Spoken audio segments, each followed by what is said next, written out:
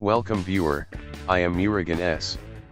This video tutorial describes, solved, hyperlinks are not working in Outlook. Type regedit in Windows search bar.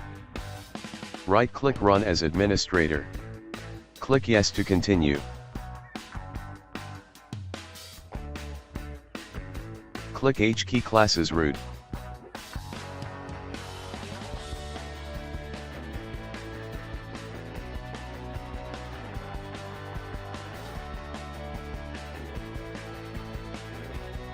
Click .html, folder. Open default string. Change value to HTML file. Click OK.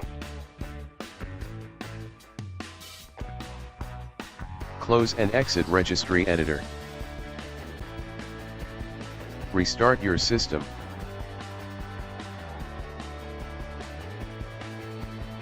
I hope this video tutorial helps to you. Please like, share and don't forget to subscribe my channel. Thank you very much. See you next video.